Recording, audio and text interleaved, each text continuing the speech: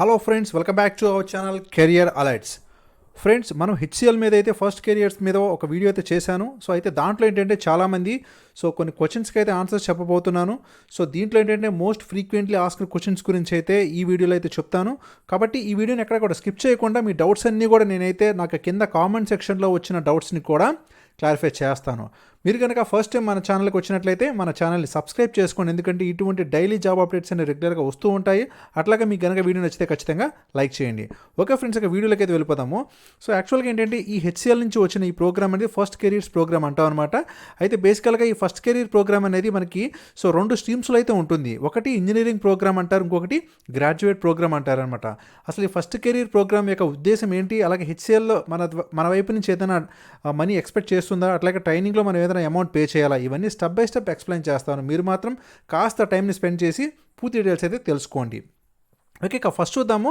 So can you tell us more about HCL first careers program అంటే, first చూడండి ఇక్కడ. So ఇది ఒక జాబ్ ట్రైనింగ్ ప్రోగ్రామ్ అనమాట. అంటే ఫ్రెషర్ ఇంజనీర్స్కి అట్లాగే కాలేజ్ గ్రాడ్యుయేట్స్ ఎవరైతే ఉన్నారో సో వాళ్ళకి ఏంటంటే ఇది ఒక ఫ్రెష్ హెచ్సిఎల్లో అయితే వాళ్ళ ఐటీ ఎంప్లాయీస్ కింద మార్చడానికి అయితే ఒక ప్రోగ్రామ్ అని చెప్పుకోవచ్చు. Who are looking for right first step for the global career in technology and IT services.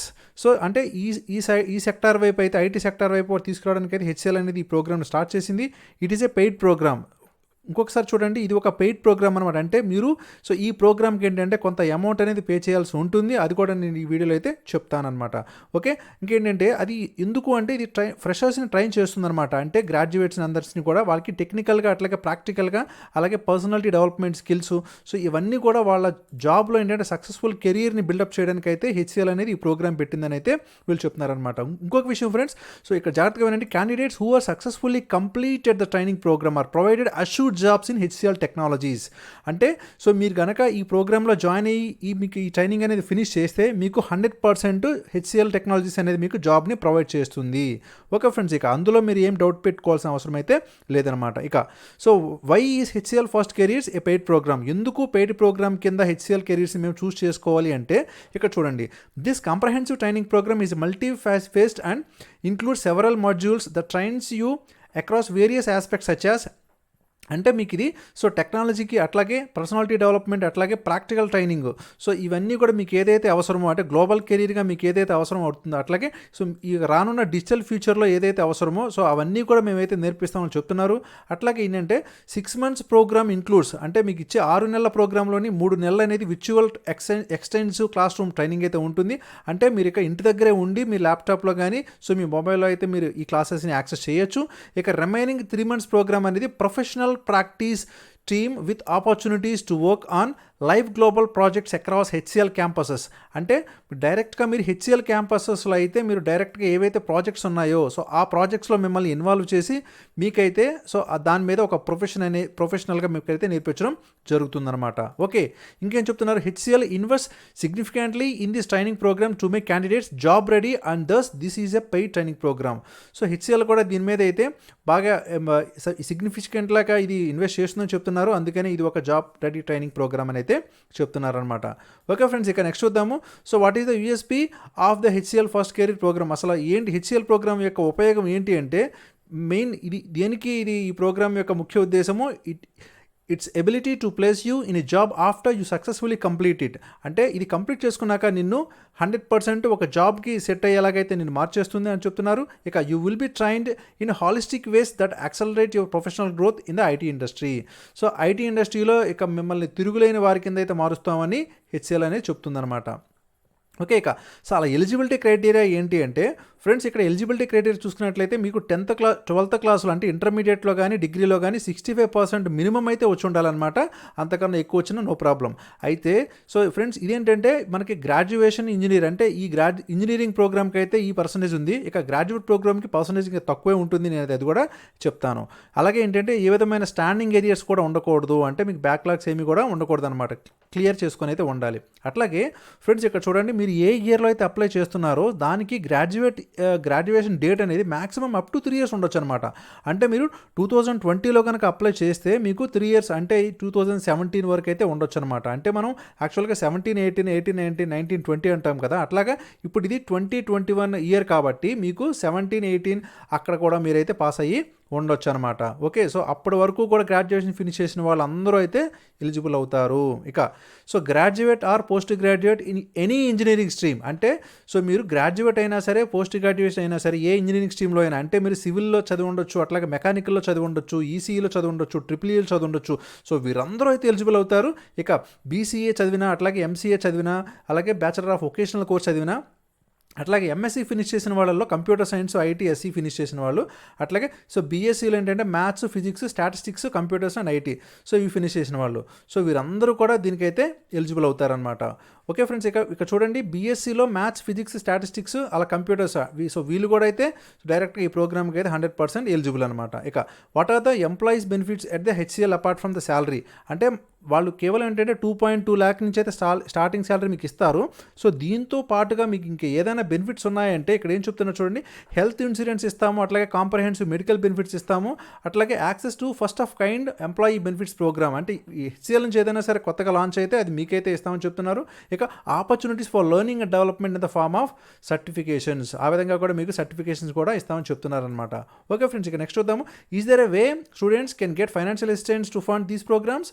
So ఏమైనా సరే ఒకవేళ కనుక మీరు ఒకేసారి ఈ అమౌంట్ని పే చేయలేని పక్షంలో మీకు ఏదైనా సరే అసిస్టెంట్స్ ప్రొవైడ్ చేస్తారని అడిగితే దానికి హెచ్సిఎల్ అనేది అరేంజ్మెంట్ కూడా ఉందని చెప్తున్నారనమాట. అంటే వీళ్ళు లీడింగ్ బ్యాంక్స్ ఏవైతే ఉన్నాయో సో ఆ బ్యాంక్స్తో వీళ్ళైతే టైఅప్ అయ్యి మీకు ఫైనాన్షియల్ అసిస్టెన్స్ అనేది బ్యాంక్ లోన్ రూపంలో అయితే ప్రొవైడ్ చేయడం జరుగుతుందన్నమాట.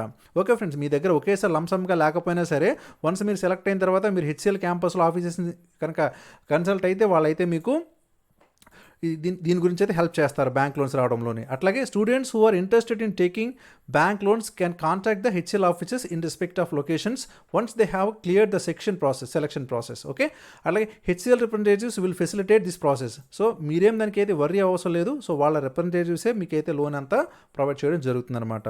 ఓకే ఫ్రెండ్స్, ఇక I have already applied first careers, I have not got response. చాలామంది ఏంటంటే సార్ మేము అప్లై చేసాం కానీ మాకు ఇంకా అయితే రెస్పాన్స్ రాలేదు, అక్కడి నుంచి మెయిల్ రాలేదని అడుగుతున్నారు. కానీ ఫ్రెండ్స్ ఇక్కడ ఒక విషయం చూడండి, సో ఇదంతా ఏంటంటే చాలామంది అయితే అప్లై చేస్తూ ఉన్నారు. దాంట్లో ఇక్కడ చూడండి, హెచ్సిఎల్ ఫాలోస్ ఏ స్ట్రింజెంట్ సెలక్షన్ ప్రాసెస్, అంటే చాలా స్ట్రిక్ట్ ప్రాసెస్ అయితే ఉంటుందని చెప్తున్నారు. అలాగే ఈచ్ అప్లికేషన్, మీరు పెట్టే ప్రతి అప్లికేషన్ని కూడా వాళ్ళు సో మల్టిపుల్ పారామీటర్స్లో అయితే ఎవాల్యుయేట్ చేస్తూ ఉంటారనమాట. సో ఎవరికైతే కాల్ వచ్చి, ఎవరైతే ఆ ఇంటర్వ్యూ వచ్చి సెలెక్ట్ అయ్యారో సో రియల్గా వాళ్ళైతే లక్కీ పర్సన్స్ అనే చెప్పుకోవచ్చు అనమాట. ఇక అవి ఆ ఏ పారామీటర్స్లో వాళ్ళు చూస్తారంటే అకాడమిక్ ట్రాక్ రికార్డ్ అనేది ఎలాగుంది, అట్లాగే ఇయర్ ఆఫ్ పాసింగ్ అనేది ఎప్పుడు, next affinity to HCl location, అంటే మీరు ఏ క్యాంపస్ లొకేషన్లో అయితే ఉన్నారో సో దానికి మీరు అట్రాక్టివ్గా ఉన్నారా, దగ్గరలో ఉన్నారా, లేకపోతే దానికి మీరు ఇంట్రెస్టెడ్గా ఉన్నారా అని చూస్తారు. అట్లాగే performance in online test and interview, so మీకు ఖచ్చితంగా ఒక ఆన్లైన్ టెస్ట్ అలాగే ఇంటర్వ్యూ కండక్ట్ చేస్తారని చెప్పాను కదా, దాంట్లో కూడా మీ పెర్ఫార్మెన్స్ని వాళ్ళు బేస్ చేసుకుని అయితే మీకు కాల్ బ్యాక్ చేస్తారనమాట. ఫ్రెండ్స్ ఇక్కడ అప్లై చేసిన వాళ్ళందరికీ అయితే కాల్ రాదు, అది కూడా గమనించండి. మీ అకాడమిక్ ట్రాక్ రికార్డుని బట్టే వీళ్ళైతే కాల్ బ్యాక్ చేస్తారు. ఓకే, ఇంకా our eligibility and selection criteria is defined by the needs of our business verticals, అలాగే వీళ్ళకున్న బిజినెస్ నీడ్స్ని బట్టి కూడా వీళ్ళైతే కాల్ చేస్తారనమాట. ఇంకా ఏం చెప్తున్నారు, is there for dynamic candidates who meet our eligibility criteria will be contacted for next steps of the application process. Okay friends, so ఈ విధంగా వీళ్ళంతా ఎవాల్యుయేట్ చేస్తారు. సో అప్లై చేసిన వాళ్ళల్లో కనుక మీకు అకాడమిక్ ట్రాక్ రికార్డ్ కానీ, so affinity to the location కానీ, అలాగే ఇయర్ ఆఫ్ పాసింగ్ ఇవన్నీ కూడా సో వాళ్ళకి ఏంటంటే స్క్రూటినీ చేసినప్పుడు అదంతా వాళ్ళకి ఎలిజిబుల్గా ఉంటే వాళ్ళైతే మిమ్మల్ని కాల్ బ్యాక్ చేస్తారనమాట. ఓకే ఫ్రెండ్స్, ఇక దీంట్లోనే చూద్దాము. సో మీరైతే ఎక్కడ వీడియో స్కిప్ చేయకుండా అయితే చూడండి. సో అసలు ఇంజనీరింగ్ ప్రోగ్రామ్ సంబంధించిన నాకు వచ్చిన ఫ్యాక్ట్స్ కానీ, అట్లాగే వీళ్ళు చెప్తున్న ఫ్యాక్ట్స్ కానీ చూద్దాము. So what are the career opportunities for engineering graduates via HCL first career programme. So engineering గ్రాడ్యుయేట్స్కి దీనివల్ల వచ్చే ఉపయోగం ఏంటంటే ఎక్స్క్లూజివ్గా అయితే నేను ఈ వీడియోలో చెప్తున్నాను. ఇక ఇంజనీరింగ్ గ్రాడ్యుయేట్స్ అందరూ ఎవరైతే ఫినిష్ చేశారో సో వాళ్ళు ఇది హెచ్సిఎల్లో first careers training programme finish చేసిన తర్వాత వాళ్ళు 100% హెచ్సిఎల్లోనే అయితే మిమ్మల్ని జాబ్కి ప్లేస్మెంట్ చేస్తారనమాట. ఓకే, సో దేంట్లో place in HCl in opportunities across application డెవలప్మెంట్లో, అలాగే టెస్టింగ్లోను, ఐటీ మెయింటెనెన్స్లో, అట్లాగే మీకు సపోర్ట్. సో ఈ డిపార్ట్మెంట్స్ అన్నింటిలో కూడా మిమ్మల్ని అయితే ప్లేస్ చేయడం జరుగుతుంది అక్రాస్ డిఫరెంట్ జాబ్ రోల్స్ అనమాట. ఓకే, ఇక next, so what is the eligibility criteria HCL first careers programme for engineering graduates. అసలు మనకి ఎలిజిబిలిటీ క్రైటీరియా ఏంటి, చాలామంది కన్ఫ్యూజ్ అయితే అవుతున్నారనమాట. అంటే సో గ్రాడ్యుయేట్ అంటే ఈ గ్రాడ్యుయేట్ ప్రోగ్రామ్కి అట్లాగే ఇంజనీరింగ్ ప్రోగ్రామ్కి సో దాని యొక్క క్లాసిఫికేషన్ అనేది కొంచెం కన్ఫ్యూజ్ కన్ఫ్యూజ్ అవుతున్నారు. సో ఇక్కడైతే నేను చెప్తున్నాను, మీరు వినండి. ఇదేంటంటే eligibility criteria for HCl first career ప్రోగ్రామ్కి ఏంటంటే వాళ్ళకి 12th క్లాస్లో అట్లాగే గ్రాడ్యుయేషన్లో అయితే ఖచ్చితంగా 65% అండ్ అబవ్ మార్క్స్ అయితే వచ్చి ఉండాలి. ఇంకా నెక్స్ట్ సో వాళ్ళకి ఏ విధమైన స్టాండింగ్ ఏరియాస్ కూడా ఉండకూడదు. రెండవది గ్రాడ్యుయేషన్ ఇయర్ వచ్చేసి మీకు 2017, 2018, 2019 లేకపోతే 2020. సో ఇవైతే ఉండాలన్నమాట. ఫ్రెండ్స్ ఒకవేళ మీరు 2017లో అప్లై చేశారనుకోండి, అంటే అప్పటికి 2018-19 వాళ్ళు ఎక్కువ మంది ఉంటే 2017 వాళ్ళని తక్కువగా ప్రిఫరెన్స్ ఇస్తారనమాట. అది కూడా మీరు గమనించండి. ఓకే, అక్కడైతే అప్లై చేసుకోవడానికి అవకాశం ఉంటుంది. 2016 ఉంటుంది, 2016 బిఫోర్ అని కూడా ఉంటుంది. కాకపోతే ప్రిఫరెన్స్ ఇచ్చేటప్పుడు మాత్రం మీకు మిమ్మల్ని సెలక్షన్ ప్రాసెస్లో తీసుకునేటప్పుడు మాత్రం ఈ ఇయర్ ఆఫ్ పాసింగ్ని కూడా ఎవాల్యుయేట్ చేస్తారు. కాబట్టి అది కూడా మీరైతే వెయిట్ చేయండి. ఓకే, ఇక graduate or post graduate in any engineering stream, అంటే ఏ స్ట్రీమ్లో అయినా సరే మీరు సో ఇవన్నీ ఫినిష్ చేసిన వాళ్ళైతే ఎలిజిబుల్ అవుతారని చెప్తున్నారనమాట. ఓకే ఫ్రెండ్స్, ఇక నెక్స్ట్ వద్దాం. What is selection process? అసలు సెలక్షన్ ప్రాసెస్ అంటే ఏంటని కూడా చాలామంది అడుగుతున్నారు. సో చూడండి, మీకు ఫస్ట్ ఏంటంటే వీళ్ళు సెలక్షన్ మీరు రిజిస్ట్రేషన్ చేసుకున్న తర్వాత మీకైతే ఒక ఆన్లైన్ యాప్టిట్యూడ్ టెస్ట్ అనేది ఒకటి కండక్ట్ చేస్తారు. సో తర్వాత మీకు ఆన్లైన్ కౌన్సిలింగ్ ఉంటుంది.